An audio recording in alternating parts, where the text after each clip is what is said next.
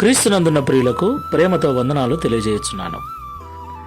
ఈరోజు దేవుడు మనకు చేస్తున్న వాగ్దానం ఏమిటనగా కీర్తనల గ్రంథము 34వ కీర్తన 17వ చరణం. నీతిమంతులు మొరపెట్టగా యెహోవా ఆలకించును, వారి శ్రమలన్నిటిలో నుండి వారిని విడిపించును. ఆమేన్.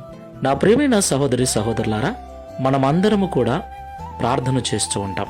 మన సమస్యల నిమిత్తం, మన కుటుంబం నిమిత్తం, మన బంధువుల నిమిత్తం అనేక కారణాలు బట్టి దేవుని సన్నిధిలో దేవుని సహాయం కొరకు మొరపెడుతూ ఉంటాం, ప్రార్థన చేస్తూ ఉంటాం.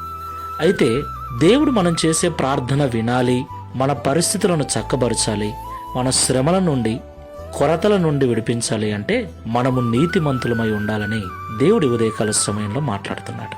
ప్రియులారా, నీతిమంతులు మొరపెట్టగా యెహోవా ఆలకిస్తాడని దావీదు గారు మాట్లాడుతున్నారు.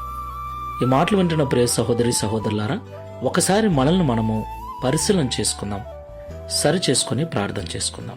ప్రేమ స్వరూపుడా, పరిశుద్ధుడా, పరిశుద్ధమైన మీ నామమునకు స్తోత్రాలు చెల్లిస్తూ ఉన్నాం. అవును తండ్రి, ప్రతి దినం మేము ప్రార్థిస్తూనే ఉన్నాం. సమస్యల కొరకు, రోగముల కొరకు, మా పిల్లల కొరకు, తల్లిదండ్రుల కొరకు, కుటుంబం కొరకు, క్షేమము కొరకు, ఆరోగ్యము కొరకు ప్రార్థన చేస్తూనే ఉన్నాం. ఇలా అనేక విషయముల నిమిత్తమై నీ సన్నిధిలో మొరపెడుతున్న మేము మా మొరను మీరు వినున్నట్లుగా నీతిమంతులమై ఉండాలని మాతో మాట్లాడారు. ఈ ప్రార్థనలో ఏకీభవిస్తున్న మేమందరం కూడా నీతిని అనుసరించి నడుచుకుని వారుగా ఉండటకు సహాయం చేయండి. ప్రియ తండ్రి, క్రియల మూలమైన నీతి, విశ్వాస మూలమైన నీతి మేము కలిగి ఉండుటకు కృప చూపండి. నీతి నిమిత్తమై ఆకలి దప్పులు కలిగి ఉండుటకు కృప చూపండి.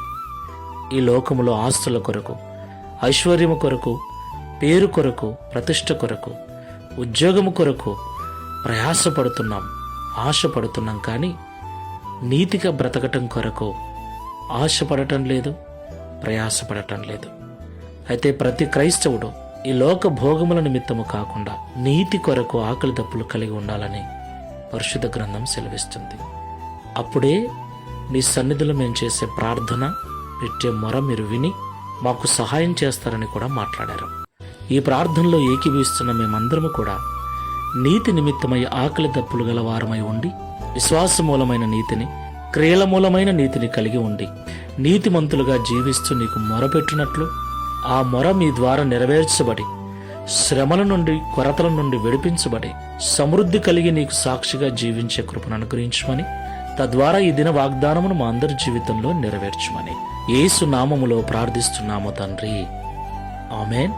Praise the lord. God bless you.